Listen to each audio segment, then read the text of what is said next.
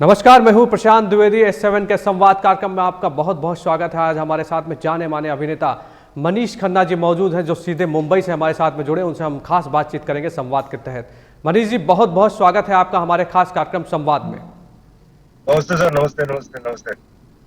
अच्छा मनीष जी, मैं अभी आपसे एक बात जानना चाहता हूं। जो अगर आप देखें करंट सिनेरियो जिस तरह से चल रहा है बॉलीवुड हॉलीवुड का, कैसे देखते हैं आपकी जो अभिनेता हैं, जो रियल लाइफ में अगर देखा जाए तो उनकी ज़िंदगी अलग होती है, लेकिन जो पर्दे पे दिखाई पड़ता है उसको बहुत लोग फॉलो करते हैं, आपको भी बहुत लोग चाहते हैं, फॉलो करते हैं, और बाद में ऐसा कुछ होता है जो बहुत ही कष्ट भरा होता है और समस्याओं का सामना तो हर किसी को करना पड़ता है। लेकिन ये डिप्रेशन के शिकार कैसे हो रहे हैं लोग? सुशांत सिंह की बात करें तो उनका तो एक अगर देखा जाए तो जिस तरह से मामला दिखाई पड़ रहा है, कहीं ना कहीं किस दिशा की ओर लेके जाता है। और अभी हाल में एक और एक्टर ने सुसाइड कर लिया। कैसे देखते हैं आप इस पूरे मसले को?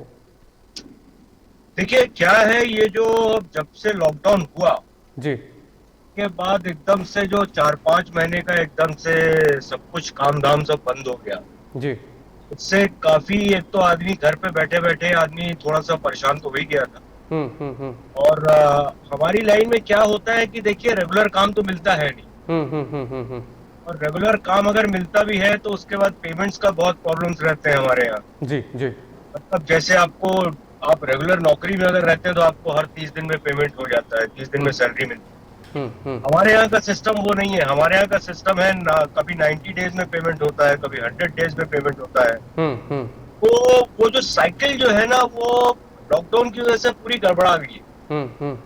अभी क्या होता है, जो बड़े एक्टर्स हैं जिनके पास रेगुलर काम है उनको तो कोई प्रॉब्लम नहीं है, लेकिन जो बेचारे जो तो कम काम करने वाले एक्टर्स हैं या मिडिल इनकम ग्रुप वाले एक्टर्स हैं, वो एकदम से परेशानी में आ गए।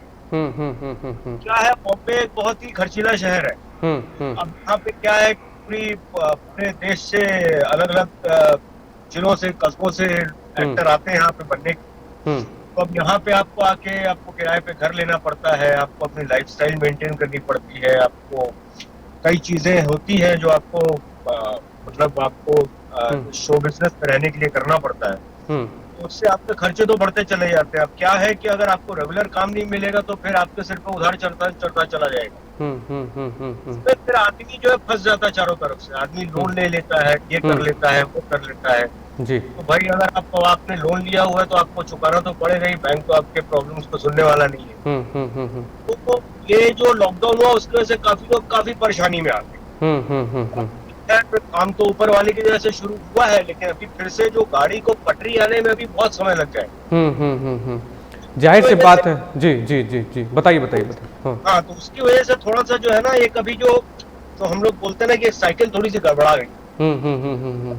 जब ये जिंदगी है, इसमें अब तो आदमी को देखिए पॉजिटिव तो रहना ही पड़ेगा। हर आदमी अगर सुसाइड को ही अगर कंक्लूजन मानने लगे तो इससे तो काम नहीं होगा ना। अच्छा। जी जी जी। जिंदगी में स्ट्रगल तो रहती है। आपका जिंदगी का नाम ही स्ट्रगल है। स्ट्रगल तो करना ही है, लड़ाई तो लड़नी है।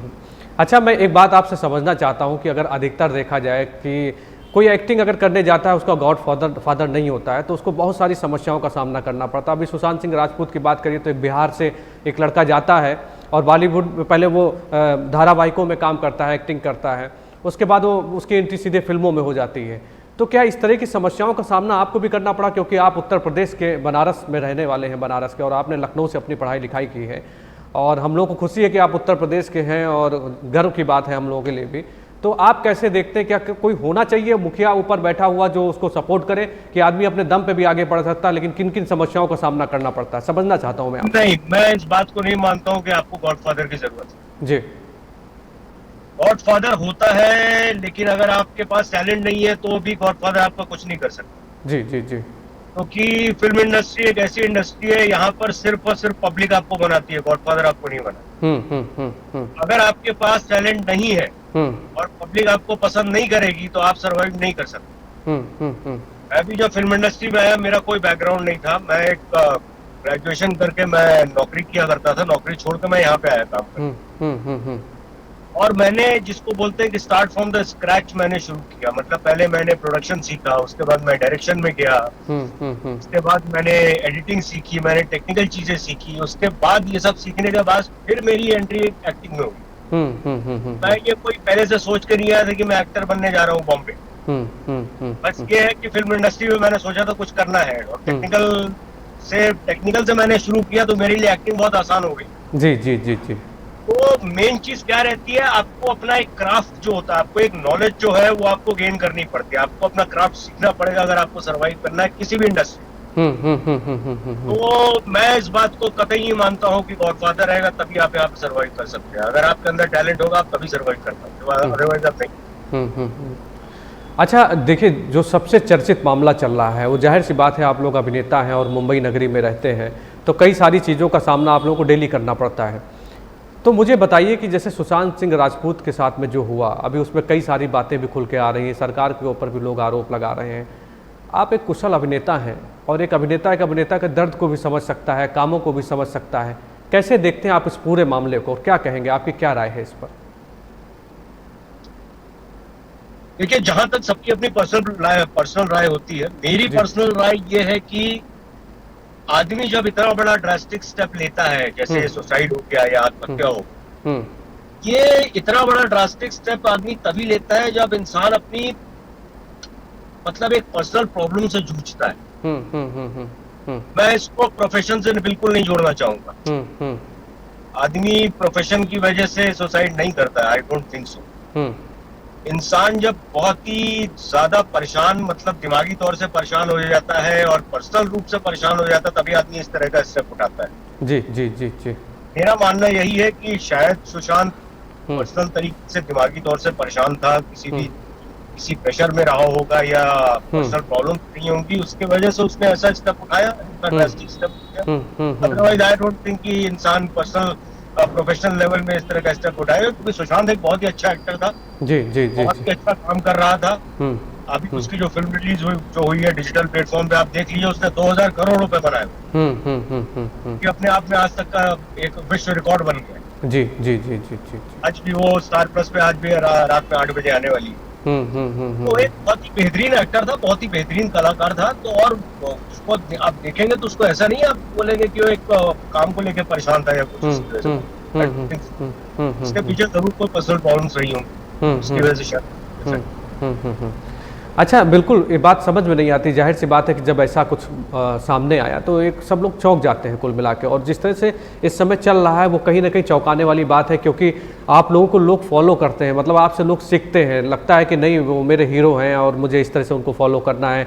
चाहे वो ड्रेसिंग की बात करें, चाहे वो बैठने उठने की बात करें, मतलब हर तरह से आदमी आपकी पर्सनल लाइफ को जानना चाहता है, जितने भी एक्टर होते हैं जिनको लोग फॉलो करते हैं। और अचानक एक ऐसी खबर आती जो कहीं ना कहीं स्तंभ कर देती, लोगों को परेशान कर देती है। आप भी एक अभिनेता हैं, क्या लगा आपको जब पहली बार ऐसा कुछ सुनाई पड़ा? और अभी हाल में आपके साथ में काम करने वाले भी एक एक्टर ने जो है खुदकुशी कर ली, तो उस समय कितना अचंभा, जी जी, कितना अचंभा लगता है आपको ये देखकर? सर, ये अचंभित करने वाली बात तो है ही है। मैंने आपको वही बोला ना कि इंसान जब पर्सनल प्रॉब्लम से जूझ कर ही इस तरह का स्टेप लेता है। लेकिन यही है कि हम लोगों का मानना, मेरा पर्सनली मानना ये है कि देखिए, ऊपर वाले ने आपको एक जिंदगी दी है। जी जी। अगले जन्म में ना आप पैदा होने वाले हैं, ना अगले जन्म में मैं मनीष खन्ना पैदा होने वाला। तो ऊपर वाले ने खूबसूरत जिंदगी दी है, इसी को लड़के जूझ के इसी को बिताइए। इसको खत्म करने से क्या होगा?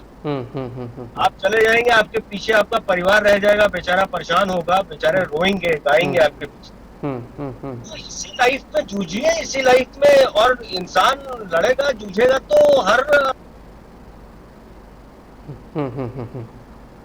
बहुत शानदार बात कही आपने मनीष जी, बहुत शानदार बात कही। और मुझे लगता है कि लोगों को सीखना चाहिए आपसे कि जिस तरह से आप भी उत्तर प्रदेश से गए, आपने संघर्ष किया, आपने पहले नौकरी की, फिर टेक्निकल चीज़ें सीखी, और उसके बाद आज आप एक कुशल अभिनेता हैं। अगर आप देखा जाए तो आपका जो एक्टिंग करने का तरीका है उसको लोग देखते हैं, बहुत पसंद करते हैं। अच्छा, मैं ये भी समझना चाहता हूँ कि आपने भगवान राम के साथ में लक्ष्मण की भूमिका निभाई, जिसको बहुत बेहद लोगों ने पसंद किया, बहुत लोगों ने चाहा उसको।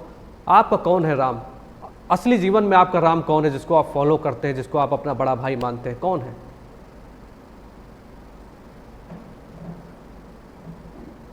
जी। हम्म हम्म हम्म हम्म हम्म हम्म हम्म हम्म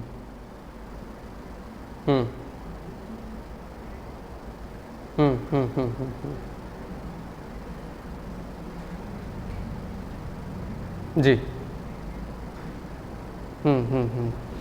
अच्छा, तो ठीक है, आपने बिल्कुल क्योंकि जाहिर सी बात है कि जो जिसके लिए जिसकी श्रद्धा होती है, तो और माँ से बड़ा तो कोई स्थान ही नहीं कुल मिला के।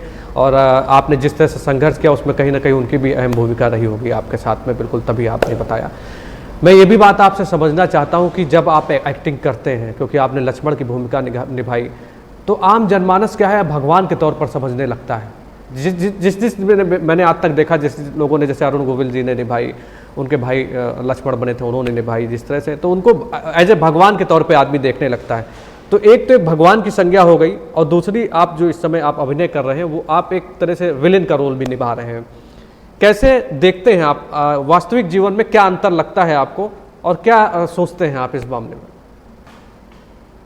मेरा मानना ये है कि जब मेरा जय हनुमान जो है मेरा पहला सीरियल था, जी जी जी, इसमें मैंने लक्ष्मण की भूमिका निभाई थी। तो उस टाइम पे वो दूरदर्शन का बहुत बड़ा हिट सीरियल था। हाँ जी, मैंने भी देखा था, बिल्कुल। आज आजकल आप जो टीआरपी सुनते हैं कि 4 की टीआरपी चैनल की, 5 की टीआरपी चैनल की, उस जमाने में जय हनुमान की टीआरपी 78 हुआ करती, 78 की टीआरपी थी। तो हम लोग जहाँ भी गांव में जाते थे, छोटे छोटे शहरों में जाते थे, तो मतलब हर आदमी पहचानता था। तो लक्ष्मण के किरदार में मुझे लोगों ने बहुत पसंद किया। जी जी। इसके बाद फिर धीरे धीरे मुझे नेगेटिव रोल्स भी मिलने आने शुरू हुए, मैंने नेगेटिव रोल्स करने चालू किए। उसमें भी पब्लिक ने मुझे पसंद किया। फिर देखिए, मेरा ऐसा मानना है कि एज एन एक्टर आप कोई भी रोल करें, आपको अपने रोल को कन्विंसिंगली करना पड़ेगा। और अगर आपने कन्विंसिंगली किया है तो पब्लिक आपको पसंद करेगी, फिर चाहे वो नेगेटिव रोल हो चाहे पॉजिटिव रोल।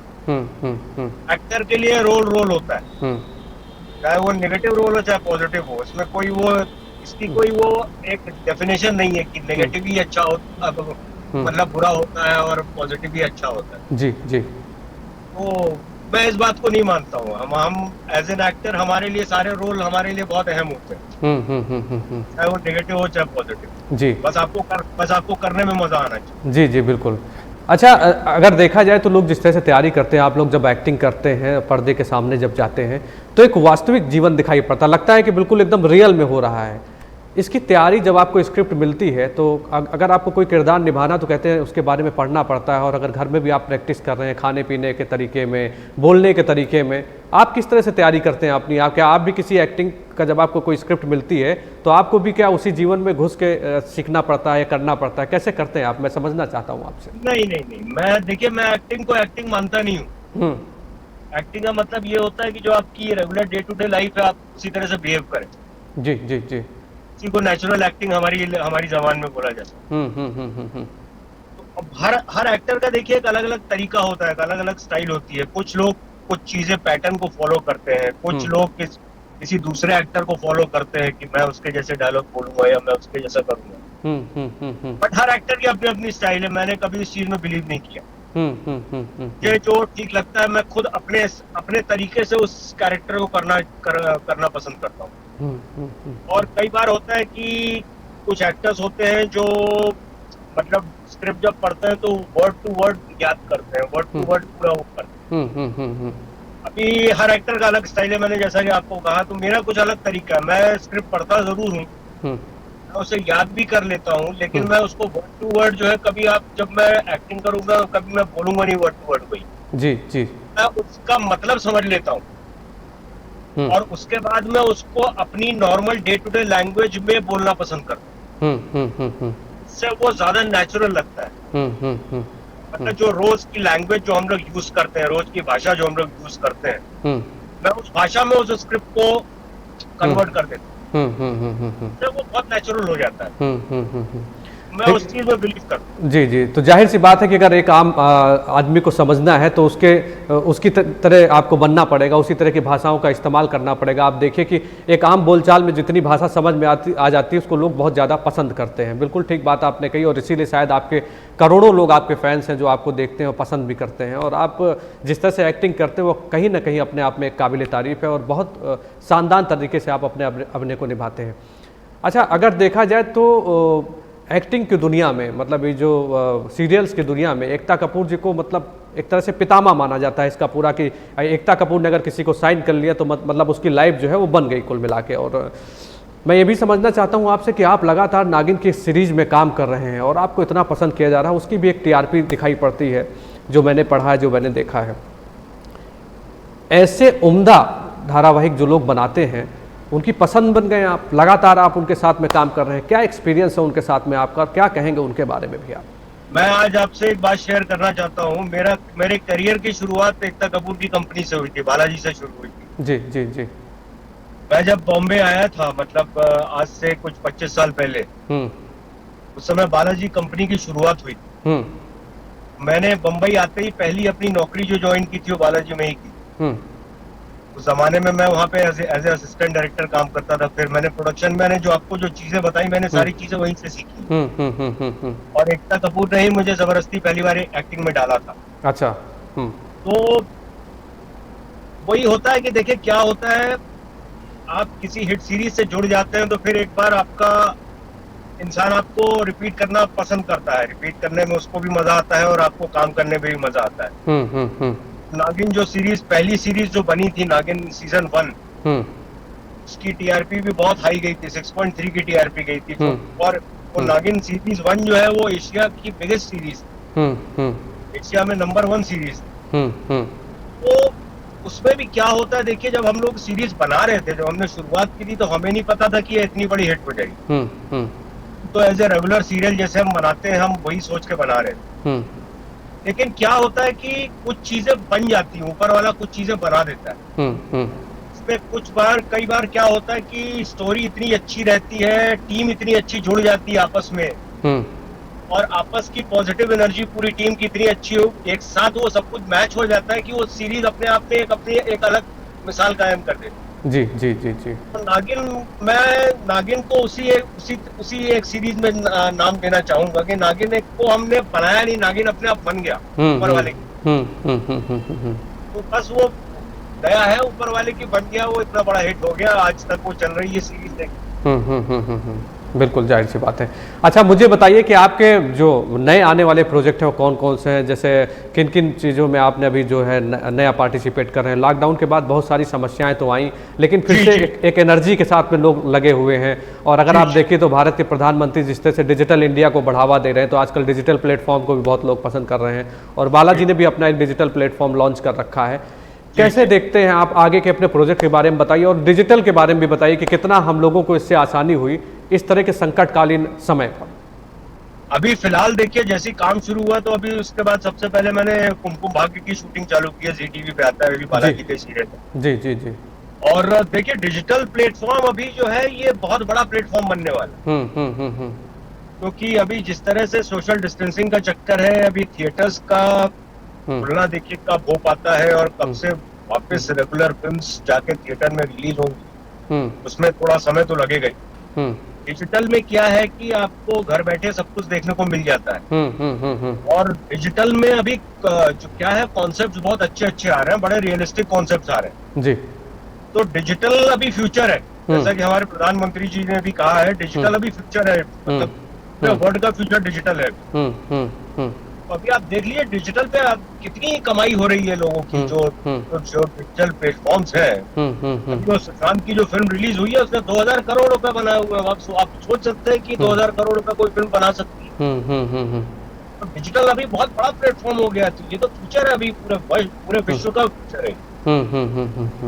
तो अभी तो काफी अच्छा है ये। जी जी जी जी। अच्छा, आप एक कुशल अभिनेता हैं, तो आप ये जो लोग बॉलीवुड में ट्राई कर रहे हैं, लगातार लगे हुए हैं और सक्सेस नहीं हो पा रहे हैं, या जिनको काम पहले मिलता था इस समय काम नहीं मिल पा रहा है, कहीं ना कहीं आपने बताया कि परेशानियों का सामना बहुत करना पड़ता है, आपको रेंट पे घर लेना है, आपको अपनी ज़िंदगी चलानी है, बहुत कुछ करना है, घर परिवार है, तो उनके लिए क्या कहेंगे आप, क्योंकि लोग कहीं ना कहीं आपको सुन रहे हैं, जो उनके बारे में क्या संदेश देना चाहेंगे कि किस तरह से अपनी वो ज़िंदगी को बिताएं? देखिए, मेरा मानना ये है कि जब आप फिल्म इंडस्ट्री में आए जी। तो एक बात गांठ बांध कर आए कि आपको खाली यहाँ पे एक्टिंग नहीं करनी है, आपको सिर्फ एक्टर नहीं बनना है। फिल्म इंडस्ट्री में 50 डिपार्टमेंट्स है।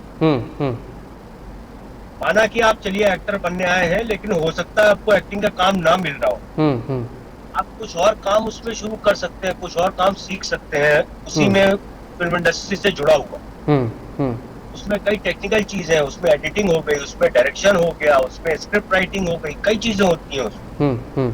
तो उसमें आप अगर किसी भी डिपार्टमेंट में घुस जाएंगे तो कम से कम आप फिल्म इंडस्ट्री से जुड़े तो वही है ना। तो एक आपको जो है, जिसको बोलते हैं कि हम आपकी रोजी रोटी चलती रहेगी, आपको सिर्फ एक्टिंग के भरोसे नहीं बैठना पड़ेगा जी। फिर जब आपको मौका मिले फिर आप एक्टिंग में आ जाइए, आपको क्या मतलब उसमें परेशानी की बात है। मेरा मानना ये है कि जब आप बम्बई आते हैं, फिल्म इंडस्ट्री में काम करने आते हैं, तो अपने ऑप्शंस खुले रख के आने चाहिए आपको। आप खाली ये नहीं सोचना कि मुझे एक्टर ही बनना है। जी जी। आपको चीजें और सीखनी पड़ेंगी सर्वाइव करने के लिए। जैसा कि आजकल मोदी जी बोल ही रहे हैं कि भाई आत्मनिर्भर बनना पड़ेगा, तो आपको कई चीजें भी करनी पड़ेंगी, कई चीजें सीखनी पड़ेंगी आपको सर्वाइव करने के लिए। तो ये चीजें सीखनी पड़ेगी, आप चीजें सीखिए, खाली एक्टर के बनने के पॉइंट ऑफ व्यू से आप मत बैठे रहिए, तभी आप सर्वाइव कर सकते हैं।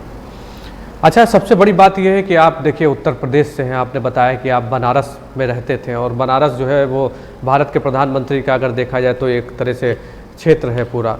उसके बाद आपने अपनी लखनऊ में पढ़ाई की। इस पूरे सफ़र के बारे में मुझे बताइए, मैं जानना चाहता हूँ और उत्तर प्रदेश के लोग जानना चाहते हैं। जब उनको पता लगा कि मनीष जी हमारे साथ में आ रहे हैं, लाइव जुड़ रहे हैं, तो बहुत सारे मेल्स हम लोगों के पास में आए, बहुत सारे व्हाट्सएप आए कि उनसे आप ये पूछिएगा, ये पूछिएगा। क्वेश्चन इतने ज़्यादा हैं कि आपके पास भी समय कम है, जाहिर सी बात है कि आपका भी शेड्यूल काफ़ी टाइट रहता है। तो आप अपने सफ़र के बारे में बताइए, थोड़ा विस्तार से बताइए, जिससे लोग आपको फॉलो करें और आपसे कुछ सीखें कि मैं बनारस से अब मुंबई पहुंच गया हूं। इतना बड़ा सफ़र आपने तय किया और आज आप एक कुशल अभिनेता के तौर पे हैं, लोग आपको पसंद करते हैं, चाहते हैं लोग। वहां आपका कोई ना कोई दोस्त रहा होगा बनारस में, इसी तरह लखनऊ में भी आपने बहुत कुछ सीखा होगा। क्या कहेंगे आप अपने सफ़र के बारे में, बताइए हमसे। बड़ा ही खूबसूरत सफ़र रहा है सर।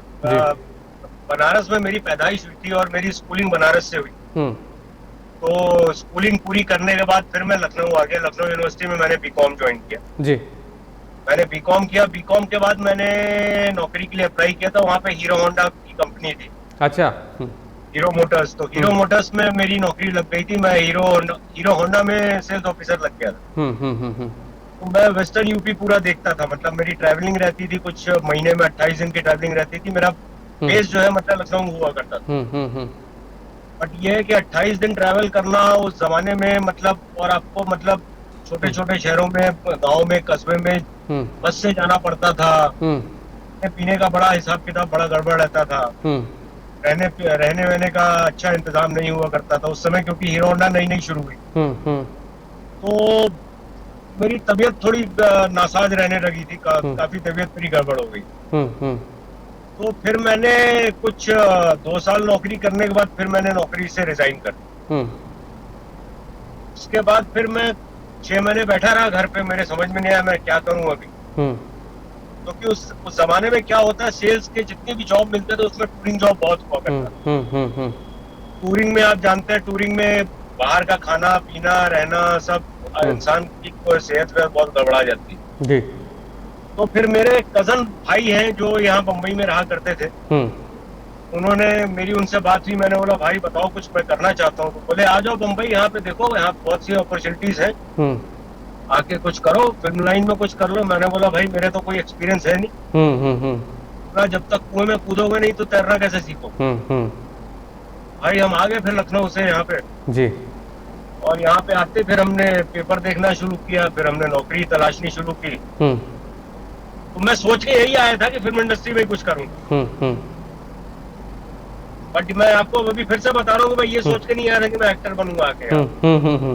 तो बस उसके बाद वही मैंने नौकरी यहाँ ढूंढनी चालू की। फिर ये लकीली फिर ये बालाजी का एड निकला हुआ था।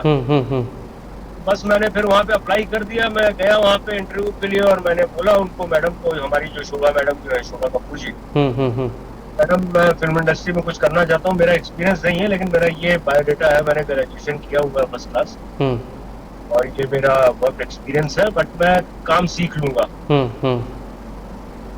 तो उन्होंने मेरी तरफ देखा, बोला अच्छा ठीक है, बोला कब से शुरू करना चाहते हो, मैंने बोला आप बोलिए जब से, बोला ठीक है आज से शुरू कर दो। क्या बात है। तो बस फिर वहां से शुरुआत हो गई। तो ये सफर काफी अच्छा रहा, काफी लंबा सफर रहा, काफी स्ट्रगल भरा रहा, लेकिन मजेदार रहा। क्योंकि स्ट्रगल के बाद जो मजा आता है उसकी एक अलग ही, उसका एक अलग सेटिस्फेक्शन रहता है। बिल्कुल बिल्कुल बिल्कुल। और जब नीचे से बढ़कर आप ऊपर आते हैं तो उसका मजा अलग रहता है। आपको एकदम से हर चीज अगर प्लेट में मिल जाए तो फिर मजा नहीं आएगा उस खाना खाने में। तब आप उसको खुद कमाएंगे नहीं, खुद कमा के खाने में ज्यादा मजा आता है, मेरा मानना है। तो मैं मानता हूँ कि जो मतलब जो लोग इस चकाचौंध भरी दुनिया में जाते हैं और एक बहुत अच्छा अमाउंट खर्च करते हैं, अगर आप देखें तो एक्टिंग के बहुत बड़े बड़े स्कूल चल रहे हैं, विद्यालय चल रहे हैं, लोग जाते हैं वहाँ पे उसकी पढ़ाई करते हैं। और आपने जिस तरह से बनारस से लखनऊ आप पहुँचे और लखनऊ से आप इस समय मुंबई में आप पहुँचे, तो अगर आपके अंदर जज्बा है, आपके अंदर दृढ़ संकल्प है, तो आप उस मुकाम पे पहुँचेंगे जिसमें दुनिया आपको देखेगी और आपको फॉलो करेगी। वाकई में आपकी जो स्टोरी है वो सुनी हम लोगों ने और बहुत ही आनंद आया इसको सुनकर कि अगर आपके अंदर जज्बा है तो आप कुछ भी कर सकते हैं, जरूरी नहीं आदमी को। मैं यहाँ पे आपको एक बात बोलना चाहूंगा। जी जी जी। जो भी हमारे जो उत्तर प्रदेश के हमारे जो एक्टर्स जो बनना चाहते हैं, या पूरे देश के जो भी लोग हैं जो एक्टिंग सीख करना चाहते हैं, मैं आपको एक बात बता देता हूँ कि एक्टिंग कभी सीखी नहीं जा सकती। एक्टिंग आपका जो एक पर्सनल कैरेक्टर है, वही उसी के अंदर होती है एक्टिंग। अगर आप सोचते हैं कि मैं 2 लाख रुपए देके एक्टिंग स्कूल ज्वाइन कर लूंगा और 2.5 लाख रुपए देके या 5 लाख रुपए देके मैं एक्टिंग स्कूल ज्वाइन करके एक्टिंग सीख लूंगा, तो नहीं, आप एक्टिंग नहीं सीख सकते। मैं बल्कि आप लोगों को एक एडवाइस देना चाहूंगा, जो भी हमारे एक्टर्स जो बनना चाहते हैं, आप लोग आइए फिल्म इंडस्ट्री में, सबसे पहले टेक्निकल लाइन ज्वाइन करिए। अगर आपको एक्टिंग सीखनी है तो आप सबसे पहले डायरेक्शन ज्वाइन करिए। डायरेक्शन से बढ़िया ट्रेनिंग आपको एक्टिंग की कहीं नहीं मिल सकती। जब आप कैमरे के पीछे रहते हैं और आप जब दूसरे एक्टर्स को एक्टिंग करते हुए देखते हैं तो आपको ऑटोमेटिकली सब समझ में आने लगता है कि अच्छा ये एक टेक्निकल चीज है, ये है, ये है, ये है। तो किसी भी एक्टिंग स्कूल में आपको नहीं सिखाया जाएगा, जो कि आप वहाँ पे लाइव रियल में रह के सीख सकते हैं। इसलिए मेरी एडवाइस ये है कि जो भी एक्टर बनना चाहते हैं, पहले आइए और टेक्निकल लाइन ज्वाइन कीजिए, टेक्निकल लाइन पहले सीखिए, उसके बाद आप अपने आप एक्टर बन जाए। बिल्कुल ठीक बात है। देखिए एक बहुत बड़ा एक क्षेत्र है इसका, अगर देखिए तो एक बहुत बड़ा एक क्षेत्र चल रहा है। और आप देखिए कि पढ़ाई के लिए जिस तरह से लोग पैसा लगाते हैं, अगर उनके अंदर जज्बा है, अगर उनके अंदर लगन है कुल मिला के, तो आपने उस पूरी लाइन को सही कर दिया है कि अगर आपके अंदर जज्बा है आप आगे बढ़ सकते हैं और आपके अंदर दृढ़ संकल्प है तो आप कुछ भी कर सकते हैं। आज तभी आप इस स्थान पर पहुंचे, इतना लोग आपको पसंद कर रहे हैं। मेरा एक सवाल आपसे और है, लखनऊ की गलियों को कितना मिस करते हैं आप? वहाँ की यादों के बारे में बताइए कि अवध एक शानदार अवधि पूरा इलाका है और लखनऊ में तहजीब और तमीज़ मतलब वहाँ की एक पॉपुलर है, कुल मिला के बातचीत करने का तरीका बहुत शानदार होता है। और वहाँ की जो चाय की गलियाँ हैं, जो लोग नुक्कड़ में बैठ के बातचीत करते, तो वो आप कुछ याद करते, थोड़ा सा बताइए स्मरण उस समय। अरे बड़ी खूबसूरत यादें हैं सर लखनऊ की। तो हमारे जो अपना हजरतगंज की बहुत यादें हैं हमारी। जनपद में ऊपर बैठ के हम लोग चाय पिया करते थे, वो बहुत यादें हैं। फिर यूनिवर्सिटी का गेट नंबर 4, उसके सामने हम लोग जी जो कॉलेज है उसकी 4 दीवारी में बैठ के चाय पिया करते थे। फिर आईटी कॉलेज के चौराहे पे खड़े होकर चाय पिया करते थे। फिर अवध के पास में जो रोवर्स है, रोवर्स के पास खड़े होकर हम लोग बर्गर खाया करते थे। बड़ी पुरानी यादें हैं, बहुत ही खूबसूरत यादें हैं। वहाँ का खाना मैं बहुत मिस करता हूँ लखनऊ का। ऐसा खाना तो पूरे हिंदुस्तान में कहीं नहीं मिलता है। तो टेस्ट लखनऊ के खाने का है, उसका जो वहाँ की मिठाइयाँ हैं, जो वहाँ की चाट है, ऐसा खाना तो पूरे हिंदुस्तान में कहीं। वो जरूर मिस करता हूँ। हाँ, मैं लखनऊ आ नहीं पाया जब से मैंने लखनऊ छोड़ा है, लेकिन अब मैं आऊंगा जरूर, क्योंकि अभी मेरे बहुत से पुराने दोस्त हैं वहाँ पर, हम बुलाते रहते हैं। अब देखिए, एक बार ऊपर वाला चाहेगा तो सब कुछ चीजें जब सब नॉर्मल हो जाएंगी तो एक बार मैं चक्कर जरूर लगाऊंगा एक बार। बिल्कुल, और S7 न्यूज़ चैनल भी आपको आमंत्रित करता है कि आप आइए लखनऊ उत्तर प्रदेश को फिर से आके देखिए, और जो भी अवसर मिले, जो बढ़ाने के लिए अवसर मिले, लोगों को बढ़ाने के लिए अवसर मिले, एक्टिंग की दुनिया में हो, आप जितना सपोर्ट कर सकें उतना लोगों के काम आएँ। और जाहिर सी बात है कि उत्तर प्रदेश बेमिसाल है, वहाँ के लोग बेमिसाल हैं, उनके साथ में आप कदम से कदम मिलाकर फिल्म इंडस्ट्री को भी आगे बढ़ाइए और कुछ कारगर प्रयास करिए अपने प्रदेश के लिए, लखनऊ को भी डेवलप करिए। मेरी बहुत बहुत शुभकामनाएं हैं। आप शानदार अभिनेता हैं, आपका शानदार जीवन है, ईश्वर करे कि आप जिंदगी में और खूब आगे बढ़ें। S7 न्यूज़ चैनल के लिए कुछ बोल दीजिए, डिजिटल प्लेटफॉर्म है हमारा, क्या कहेंगे उसके बारे में आप? सर, आपके चैनल को मैं बहुत बहुत बधाई देना चाहता हूँ जी। आप लोग बढ़िया काम करिए, अच्छा जर्नलिज्म करिए। मेरा कहना यह है कि क्योंकि आप लोगों को हम लोग सुनते हैं जी, तो आप लोग अच्छी बातें दिखाएंगे तो हमारे ऊपर एक अच्छा असर पड़ेगा। मेरा मानना है कि अगर जर्नलिज्म ही गड़बड़ रहेगा तो फिर पब्लिक के ऊपर उसका गलत असर पड़ता है। तो मेरी बस आप लोगों से यही बस प्रार्थना है कि अच्छा जर्नलिज्म करिए और हमारे ऊपर और पब्लिक के ऊपर अच्छा प्रभाव डालिए। बस यही मेरी दुआएं हैं, यही मेरी शुभकामनाएं हैं। चलिए, बहुत बहुत धन्यवाद। ईश्वर करे कि आप अपनी ज़िंदगी में बहुत आगे बढ़ें और उत्तर प्रदेश के लिए भी कुछ करें। आप सीधे हमारे साथ मुंबई से लाइव जुड़े, इतना समय आपने दिया, इसके लिए बहुत बहुत धन्यवाद आपका। बहुत बहुत शुभकामनाएं आपको। Thank you so much. धन्यवाद। तो ये थे एक्टर मनीष खन्ना जो हमारे साथ में सीधे मुंबई से जुड़े थे। इनकी कहानी जब हमने सुनी तो बहुत कुछ सीखा। आप भी अपनी ज़िंदगी में सीखिए कि अगर अभिनेता आपको बनना है तो आपको जरूरी नहीं कि आपको उसकी पढ़ाई करनी पड़े। अगर आपके अंदर जज्बा है, आपके अंदर लगन है, तो आप आगे बहुत बढ़ सकते हैं। बनारस से मनीष जी ने अपनी जिंदगी की शुरुआत की, लखनऊ पहुंचे, लखनऊ से आज मुंबई में एक अच्छे अभिनेता के तौर पे एक्टिंग कर रहे हैं, लोग उनको पसंद करते हैं। और जाहिर सी बात है, अगर आप अच्छा अभिनय कर रहे हैं, अपनी जिंदगी में भी अच्छा काम कर रहे हैं, तो लोग आपको जरूर पसंद करेंगे। तो अपना ध्यान रखिए, मास्क जरूर लगा के निकलिए और बाजारों में कम जाइए, सुरक्षित रहिए और समाज को भी सुरक्षित रखिए। S7 के संवाद में फिर होगी आपसे अभी मुलाकात। नमस्कार।